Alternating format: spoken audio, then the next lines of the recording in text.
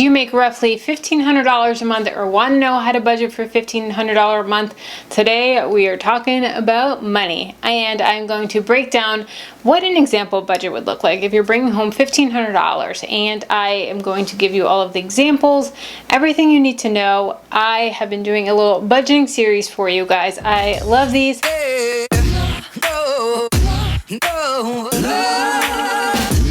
I just love being able to kind of give an example of what a budget should look like. If you're starting out, if you've been budgeting and just not having success with it, this is the video for you.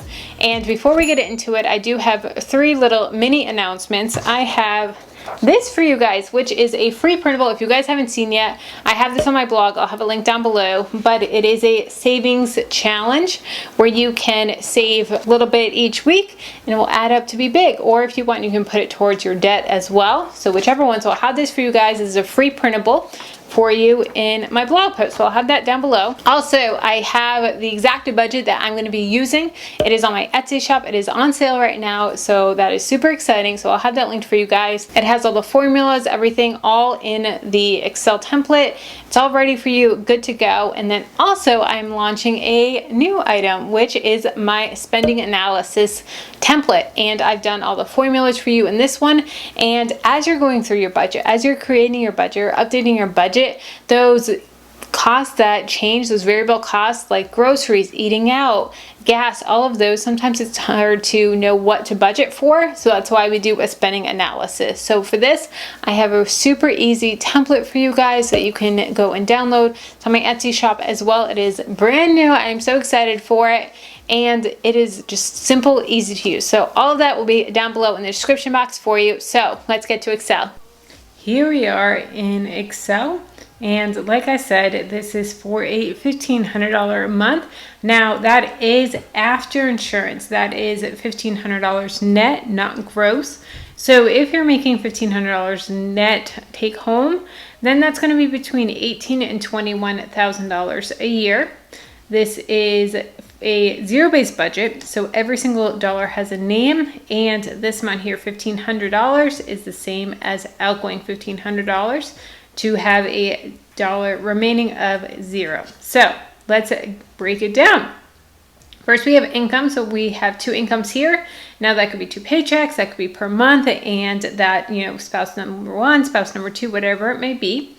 Then I always recommend side hustle. You guys have seen so many of my side hustle videos. I love me some side hustle. So this person here has a side hustle of Etsy and also Rover. You guys know I love both of those.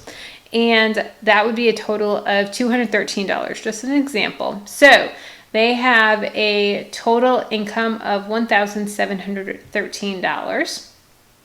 Tithe, now we're gonna get to our regular costs. So tithe and charity, that is $150. I always believe that you should tithe even throughout your debt-free journey. That's just my personal belief. And if you don't believe that, maybe charity that you believe in. Next is rent or mortgage.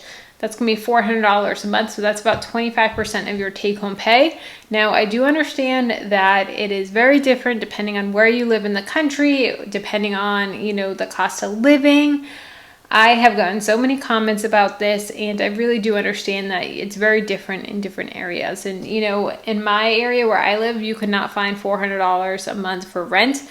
But I do have a lot of people that live in very, low cost living areas in Texas and different places like that where that is totally normal. They could get a 2-3 bedroom apartment for that price.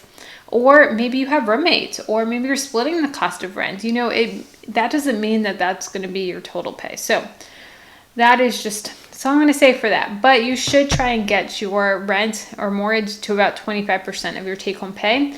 If it's not possible, guys, that means that you need to pull from other places, because just because you can't get it to 25% doesn't mean that means you can just go over and spend. No, that means you have to cut groceries. That means you have to cut eating out. That means you have to cut other places so that you are still balancing out your budget. That is so important, guys. Next is renter's insurance, typically about $20 a month. Renter's insurance is very inexpensive. Very, very inexpensive, but so important. Electric, $50 a month just to keep it easy. That is for, you know, if you're having a place that's about $400 a month, electric's gonna be about $50. Cell phone, $45 a month. Internet, $50 a month. Car insurance, about $100 a month. Groceries. Okay, so these next categories here, these 4 categories, groceries, eating out, entertainment, personal, and gas, these would be ones that you could use the spending analysis on, where they're variable, you're not sure how much to budget for them. So that's why I have that spending analysis template for you guys, so that you can plug it all in and do a spending analysis. So this person's spending $200 a month on groceries, eating out groceries $200, eating out $38, entertainment personal $46, and gas $74. So as you can see down here, all of the purchases. So Aldi, they went to Aldi 4 times. Eating out, Chick-fil-A, Vito's, Publix subs. Guys, do you have a Publix where you are? Oh, their subs, they're so good. Pizza. Personal spending, entertainment, Amazon, movies, and Target, and then gas, Cumberland Farms 4 times. That's our local gas station here that I prefer. So with that, the total of regular costs is $1,173 that they spent. Credit card, we're going to skip the debt section for right now, and we're going to come back to that. Next, emergency fund. I always recommend having an emergency fund of 1 month's worth of expenses. That is just my own personal opinion and belief. I know a lot of people recommend $1,000, but I recommend 1 month's worth of expenses starting out, and then building that up to 6 months to a year's worth of expenses as a full emergency fund, especially if you're a homeowner. Especially, we just had our AC break, and if we didn't have money in an emergency fund, that could have been very bad. So just for, this should be sinking funds.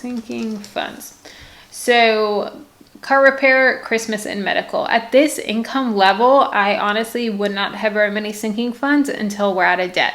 So that's just my own personal belief. So we're putting $60 a month towards our sinking funds. Total in our sinking funds and emergency, we have $1,740. Okay, so now let's tackle the debt section. So this person has 2 debts, credit card and car, for a total of $15,500. So for this, the credit card is $25 minimum payment, and the car is $200 minimum payment, for a total of $225. But since this is a zero-based budget, if this person only paid the minimum balance for their credit cards, then they would have a total of $255, right? But this is a zero-based budget, so we're not going to roll this money over. We're going to put this towards our debt, because we're trying to become debt-free. We're trying to crank that out. So this $255 is going to go to our credit card. So instead of doing the 0, we're going to be putting $280 towards our debt, so that towards that smallest loan. A lot of people will put their extra money towards a couple different loans to try and bang them all out. No, we want to put it laser focused to one debt. So we're going to put that all extra on the credit card, so that we have a 0 here. That is our goal, to have a zero-based budget, because we want everything to balance out, and then we want next month to start fresh. Now, if you budget by paycheck or by month, either one, it's going to work the same. You want it to be 0 at the end of that cycle. So by the end of that paycheck or by the end of the month. I personally think it's so much easier to budget by month. That's just me personally. But if you prefer paycheck, that is totally fine. So that is the budget. Like I said, I do have these templates for you guys. All right, guys, I hope that was helpful. I just love giving these budget examples for you. I have some other examples for you guys as well with some other income amounts. And also don't forget, I do have my savings challenge for you guys, my Etsy template of this one, and then my spending analysis template for you guys as well, all linked down below. Next up is how to stop living paycheck to paycheck, how to break that cycle, how I personally broke that cycle, how I went from living paycheck to paycheck in serious debt, had my car resets, all of that, how I broke that cycle, what steps I took, and how I started winning with money. So I'm going to go through all of that with you in the next video. I'll see you there.